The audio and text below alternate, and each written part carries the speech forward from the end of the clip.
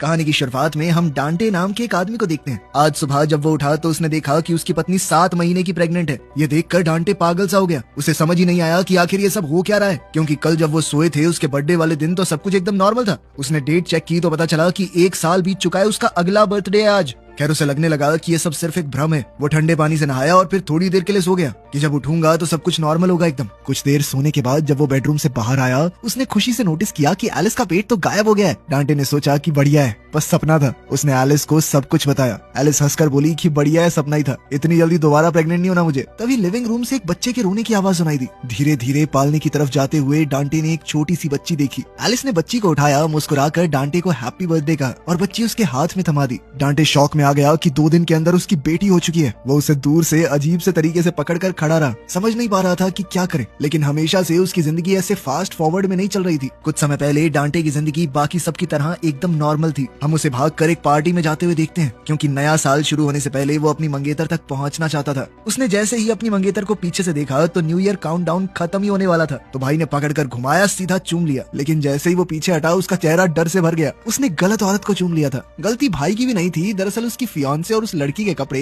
बिल्कुल एक जैसे थे। बदकिस्मती से उसकी मंगेतर ने ये सब कुछ देख लिया। गुस्से में उसने डांटे को थप्पड़ दिया और वहाँ से चली गई। उनके बीच का ये रिश्ता भी खत्म हो गया। डांटे भी इससे बहुत ज्यादा दुखी नहीं हुआ और उस औरत से मिलने का फैसला किया जिसे उसने गलती से चूम लिया था, एलिस।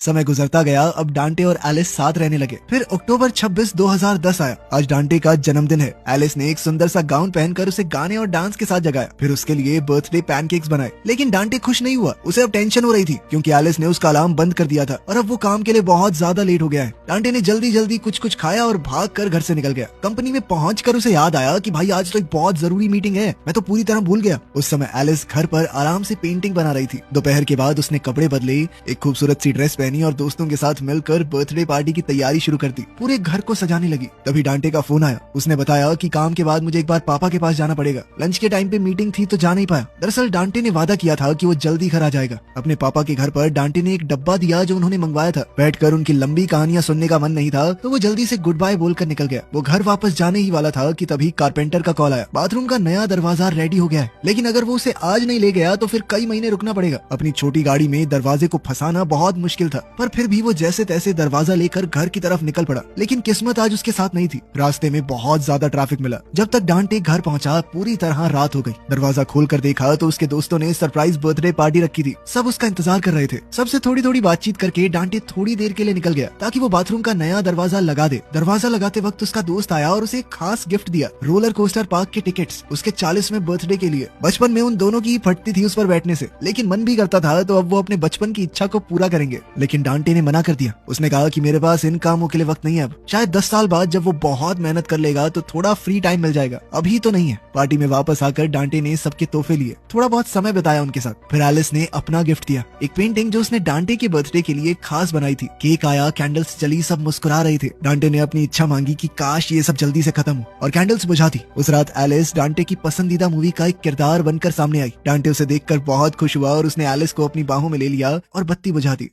अगली सुबह डांटे अलार्म से उठा। जब वो बेडरूम से निकल रहा था तो उसे आवाज आई कि एलिस बाथरूम में उल्टी कर रही है। डांटे को लगा कि शायद कल इसने ज्यादा पी ली होगी, इस वजह से हो रहा है। लेकिन जैसे ही वो लिविंग रूम में आया तो उसे कुछ अजीब सा महसूस हुआ। काफी सारा सामान तो उसने पहले कभी देखा ही नहीं। फिर कहानी वहीं पहुंच गई जहां से शुरुआत हुई थी। एक दिन में उसकी बीवी प्रेग्नेंट हुई और अगले दिन हाथ में बच्ची, जिसके बाद उसने चौंक कर पूछा कि नाम क्या रखा है हमने इसका। गैलाड्रियल। इतना भी नहीं याद। डांटे हैरान था, पर पता चला कि जब बच्ची पैदा हुई थी तब डांटे ने ही ये नाम रखा था। डांटे को लगा कि कुछ तो गलत हुआ है। उसका दिमाग खराब हो रहा था। वो डॉक्टर के पास गया कि कुछ तो गड़बड़ है मेरे साथ, लेकिन डॉक्टर ने सारी रिपोर्ट नॉर्मल बताई। डांटे पूरी तरह से हेल्दी है। डांटे को लगा कि शायद उसे अपने पिता की तरह अल्जाइमर्स हो गया है, सब कुछ भूलने लगा है वो। पर डॉक्टर ने कहा कि ये बीमारी बाप से बेटे में नहीं आती, तुम शायद थोड़ा ज्यादा स्ट्रेस ले रहे हो और कुछ नहीं। डॉक्टर ने कहा कि थोड़ा आराम करो और परिवार के साथ समय बिताओ। अब डांटे निराश होकर घर वापस आया। कुछ देर बाद एलिस पेंटिंग करने की कोशिश कर रही थी, लेकिन बच्चे के लगातार रोने से वो परेशान हो गई और डांटे पर चिल्लाने लगी कि ये बच्चा सिर्फ मेरा है क्या, तुम क्यों नहीं संभालते इसे। फिर डांटे अपनी बेटी के पास आया और उसे धीरे धीरे धीरे झुलाकर सुला दिया। कुछ देर बाद उसने सोचा कि मुंह पर पानी छिड़क कर थोड़ा फ्रेश हो जाता हूँ, पर जैसे ही उसने शीशे में देखा उसके चेहरे पर मुंह छा गई। रसोई में गया तो कैलेंडर देखा, अक्टूबर 26, 2013 उसका बर्थडे फिर से आ गया। डांटे ने सोचा कि वो एलिस को सब कुछ सच बताएगा, पर जैसे ही उसने कहा कि कुछ भी ठीक नहीं है तो एलिस उसकी बात को गलत ले गई। उसे लगा कि डांटे उनके रिश्ते की बात कर रहा है। डांटे ने उसे समझाने की कोशिश की पर वो चीजों को उल्टा ही ले रही थी। इसके बाद डांटे काम पर निकल गया। जाने से पहले एलिस ने कहा कि ग्लैडरियल बाहर खेल रही है, उसे तो बाय बोल दो। डांटे को एक बार के लिए समझ नहीं आया कि वो किसकी बात कर रही है, पर जैसे ही वो बाहर निकला उसने देखा कि उनकी बेटी खुद चल रही है। ये देखकर डांटे की सांस रुक गई। ग्लैडरियल ने उसे पापा कह के बुलाया तो डांटे बहुत ज्यादा खुश हो गया। वो हल्ला मचाने लगा कि इसने मुझे पापा बुलाया, देखो पापा बुलाया। इस पर एलिस बाहर आई और कहने लगी कि इतना क्या सोच रहे हो, इतने टाइम से तो पापा बोल रही है तुम्हें। डांटे को अभी भी ये सब एक सपने जैसा लग रहा था।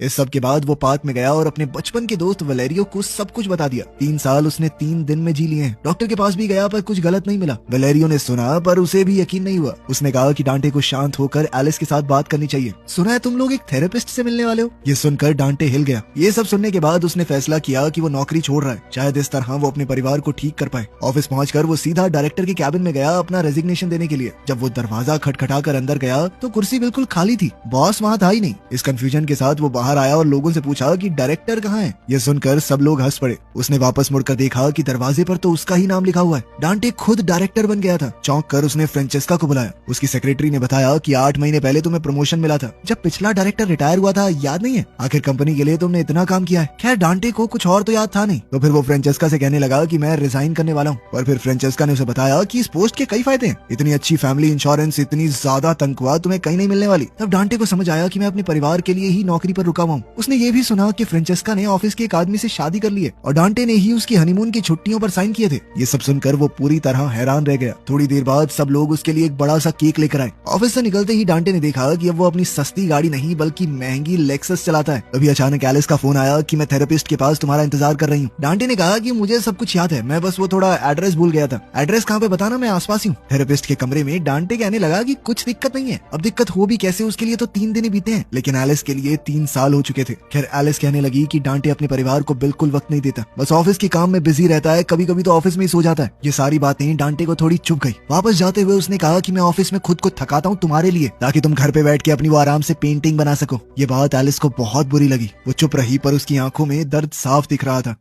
आखिर में एलिस कुछ काम करने निकल गई और डांटे घर आया। उसके घर में खिलौने फैले पड़े थे। टेबल पर उसे फैमिली फोटोज मिली। उसने फ्रिज खोला, बियर निकाली, एक सिप ली और वापस रख दी। फ्रिज बंद करते ही उसने देखा कि फोटो गायब, उसकी बेटी तक का नामो निशान नहीं है। डांटे ने डर के मारे एलिस को कॉल किया। एलिस ने याद दिलाया कि हम दोनों ने डिसाइड किया था ना कि थोड़े दिन अलग रहेंगे। अब डांटे शौक में पड़ गया कि हमारा रिश्ता कैसे टूट गया। उसने रोते हुए एलिस से कहा कि मुझे तुम्हारी जरूरत है, मैं तुमसे प्यार करता हूँ। उसने एलिस से उसका एड्रेस मांगा। एलिस ने कहा कि मैं गुड़िया को डांस क्लास में छोड़कर मिलने आती हूँ तुमसे। उसने फोन काटा ही था कि तभी दूसरा फोन बज पड़ा। उसे अचानक ही नर्सिंग होम से फोन आया। उसके बीमार पिता बालकनी के किनारे पर बैठ गए थे। वो नीचे कूदने ही वाले थे कि तभी डांटे भागा। वो ऊपर पापा के पास गया जो रेलिंग के ऊपर बैठे हुए थे। डांटे ने अपने पिता को समझाकर जैसे तैसे उन्हें रोका। घर वापस आते ही डांटे डर गया। फ्रेंचेस्का किचन में खाना बना रही थी। उसने उसे बर्थडे विश किया और चूम लिया। पता चला कि शादी के कुछ समय बाद ही उसका डाइवोर्स हो गया और छुपते छुपाते पिछले 6 महीने से उनका अफेयर चल रहा है। डांटे हैरान है कि आखिर ये सब कब हुआ। तभी अचानक घर की घंटी बजी। एलिस वहाँ आ गई थी। घबराकर डांटे ने फ्रेंचेस्का को बाथरूम में छुपने को कहा। उसे एलिस से कुछ जरूरी बात करनी थी, इसलिए एलिस को ये सब पता नहीं चलना चाहिए। उसने दरवाजा खोला। एलिस ने धीरे से कहा कि मुझे तुम्हारी याद आ रही थी और पता है अब की बार मेरी पेंटिंग्स का सोलो शो होने वाला है। उनकी बातचीत के बीच ही डांटे बहुत भावुक हो गया। उसने कहा कि मैं तुमसे अब भी प्यार करता हूँ। एलिस ने अपने आंसू छुपाकर कहा कि मैं भी। और फिर उसकी नजर टेबल के पास पड़ी एक औरत की हील्स पर गई। उसे सब कुछ समझ आ गया। वो पूरी तरह फट पड़ी। उसे अपने आप पर, डांटे के ऊपर, सबके ऊपर गुस्सा आ रहा था। वो भागती हुई वहाँ से बाहर निकल गई। उसके जाने के बाद परेशान डांटे ने फ्रेंचेस्का से भी रिश्ता तोड़ दिया। उसने सीधा कहा कि कभी यहाँ पर वापस मत आना। इस पर फ्रेंचेस्का भी गुस्सा होकर वहाँ से चली गई। लेकिन दरवाजा बंद होते ही लिविंग रूम से आवाज सुनाई दी। डांटे ने मुड़कर देखा। फ्रेंचेस्का फिर से वहीं खड़ी थी, हाथों में 2 कॉकटेल ग्लास लिए जो उसने डांटे के बर्थडे के लिए बनाए थे। डांटे गुस्से में फट पड़ा। उसने कहा कि ये सब कुछ गलत है। एक बॉस और सेक्रेटरी के बीच में ये रिश्ता नहीं होना चाहिए। ये सुनकर फ्रेंचेस्का को बहुत गुस्सा आया। उसने कहा कि ये सब तुमने ही शुरू किया था। खैर ठीक है, जा रही हूँ मैं, तुमसे तो बहुत बेहतर मिल जाएगा कोई। फ्रेंचेस्का के जाने के बाद डांटे ने सभी गेस्ट्स को भी वहाँ से जाने को कहा। उन सब लोगों को वो जानता तक नहीं था। उन सब के बीच बस उसे अपना एक असली दोस्त दिखा, वलेरियो। सब लोग चले गए तो डांटे वलेरियो से एलिस के बारे में पूछने लगा। फिर उसने बताया कि अपने 40वें जन्मदिन पर मैंने विश मांग ली थी कि काश ये सब जल्दी जल्दी निमट जाए, तब से ही ये पूरी गड़बड़ हुई है। उधर वलेरियो भी अपनी जिंदगी में बहुत उदास था, ना वो काम में सफल हुआ, ना परिवार बना, ना बच्चे। अब उसने शराब को ही अपना सहारा बना लिया था, लेकिन अब तो वो भी दर्द को भर नहीं रही। फिर उसे याद आया कि उसने डांटे को जन्मदिन पर क्या गिफ्ट दिया था, रोलर कोस्टर की टिकट, जिसे वो दोनों कभी इस्तेमाल नहीं कर पाए। अब डांटे जल्दी से एलिस से मिलने गया और उसे वापस आने को कहा, पर एलिस ने मना कर दिया। उसने कहा कि हर साल अपने बर्थडे पर तुम यही बात करते हो, लेकिन फिर पूरा साल कुछ नहीं बदलता। मैं थक चुकी हूँ, अब हमें अलग जिंदगियां जीनी चाहिए। सालों तक मैं सोचती रही कि तुम्हारे बिना कुछ नहीं हूँ, लेकिन अब चीजें बदल गई हैं। अब वो कमजोर नहीं रही, खुद के भरोसे जीना सीख लिया है उसने। हैप्पी बर्थडे कहकर एलिस ने दरवाजा बंद कर दिया। डांटे टूट गया, उसके दरवाजे पर जोर जोर से हाथ मारते हुए चिल्लाकर कहने लगा कि मैं तुमसे प्यार करता हूँ, एक मौका और दे दो मुझे। तब एक अनजान आदमी ने दरवाजा खोला। वो एलिस का नया बॉयफ्रेंड ओमार है। वो सोचने लगा कि डांटे शायद मजाक कर रहा है कि उसे नहीं पहचाना, क्योंकि वो पहले कई बार मिल चुके हैं। तभी डांटे की बेटी गैलाड्रियल वहाँ पर आई। वो उसे देखकर पूरी तरह चौंक गया। अब वो 5 साल की हो चुकी है। पिछले 3 दिनों में वो गैलाड्रियल से मिला ही नहीं, और उन 3 दिनों में उसके लिए 3 साल बीत गए थे। पार्क में डांटे ने अपनी बेटी के साथ कुछ समय बिताया। थोड़ा पूछने पर उसकी बेटी ने बताया कि मम्मी और ओमार काफी टाइम से साथ रह रहे हैं। अब डांटे गैलाड्रियल से पूछने लगा कि बेटा तुम्हें क्या पसंद है, क्या नहीं, बताओ मुझे। वो धीरे से बोली कि मुझे बस इतना चाहिए कि पापा मेरे साथ ज्यादा टाइम बिताएं, फोन कंप्यूटर अपने काम में ना खोए रहें। थोड़ा चलने के बाद डांटे उसे घर छोड़ाया और घर पर फिर से ओमार मिला। तभी वो पपी डांटे के पास एक बॉल लेकर आया। डांटे ने बॉल थोड़ी दूर फेंक दी और पपी दौड़कर उसे लेने गया, पर जैसे ही वो वापस आया वो पपी बड़ा हो चुका था। डांटे समझ गया कि फिर से 1 साल बीत चुका है। उसका फोन बजा और वलेरियो कहने लगा कि मैं पार्क में आधे घंटे से तेरा वेट कर रहा हूँ, कब आएगा भाई। उनकी बातचीत के दौरान वलेरियो ने बताया कि एलिस अभी भी ओमार के साथ ही है। इंस्टा पे कुछ फोटोज भी डाली हैं। बेचारे डांटे को पता ही नहीं था कि इंस्टा होता क्या है। क्या डांटे को अब भी हजम नहीं हो रहा था कि एलिस ओमार के साथ है। ये सुनकर वलेरियो हैरान हो गया। अबे नशे वशे करता है क्या तू? कल ही तो बोल रहा था कि यार ओमार बढ़िया बंदा है, ठीक है एलिस उसके साथ है। फिर वलेरियो ने उसे एलिस की आर्ट एग्जीबिशन के बारे में बताया। बहुत पसंद किया लोगों ने उसकी पेंटिंग को। डांटे ने कहा कि मुझे अभी एग्जीबिशन देखनी है। ये सुनकर वलेरियो और कंफ्यूज हो गया, क्योंकि वो दोनों कुछ दिन पहले ही वहाँ गए थे। वो सोचने लगा कि कहीं ये सुबह सुबह उठ के दारू तो नहीं पीने लग गया। लेकिन तभी डांटे ने नोटिस किया कि वलेरियो जूस पी रहा है। डांटे खुश हो गया और कहने लगा कि भाई तूने कब छोड़ दी? तब वलेरियो हंसकर कहने लगा कि जब से कैंसर का पता चला साले तब से। उसने बताया कि अभी 5 सेशन और बाकी हैं। उसके बाद डॉक्टर्स बताएंगे कि बचने के चांस हैं या नहीं। पार्क में टहलते हुए डांटे को रोलर कोस्टर की वो टिकट्स याद आ गई। सालों तक उसे टाइम ही नहीं मिला, लेकिन अब लग रहा है कि यही सही समय है। लेकिन इस बार वलेरियो ने मना कर दिया। अभी तो भाई ये सब करने की हालत बिल्कुल नहीं है। जाते वक्त डांटे ने उसे गले लगाया और वादा किया कि कल मिलेंगे।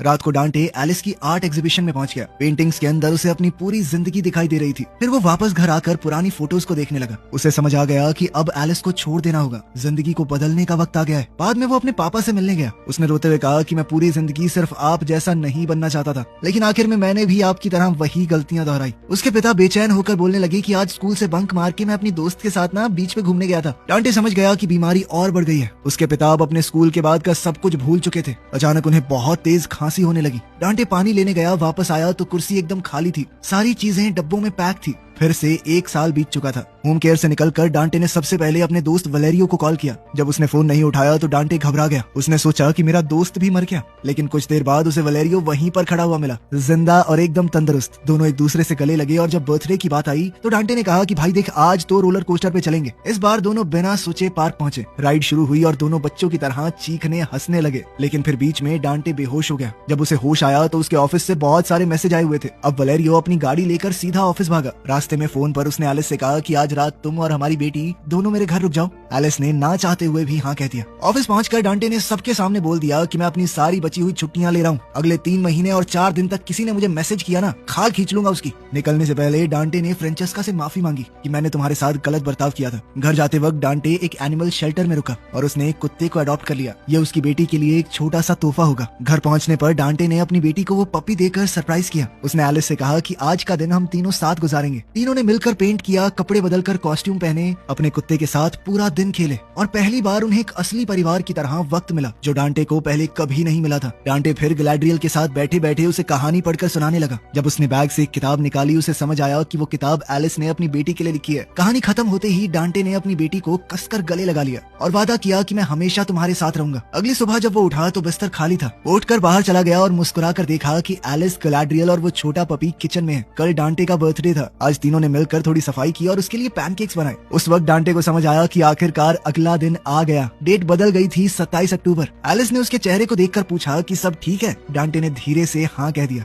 थोड़ी देर बाद उसने सच बताया, पिछले कुछ सालों में मैं पूरी तरह खो गया था। समझ ही नहीं आया कि क्या कर रहा हूँ, किस लिए जी रहा हूँ। वो वक्त तो वापस नहीं मिलेगा, पर अब मुझे समझ आ गया कि आगे क्या करना चाहिए। इस पर एलिस ने कहा कि सिर्फ एक दिन में कुछ नहीं बदलता। जिस पर डांटे ने जवाब दिया कि लोग बदलते हैं। मैंने पूरे 3 महीने और 4 दिन की छुट्टियां ले ली सिर्फ तुम लोगों के लिए। इस बार चीजें अलग होंगी, मेरा भरोसा करो। वीडियो पसंद आई तो लाइक कर देना, चैनल को सब्सक्राइब कर लेना। मिलते हैं अगली वीडियो में।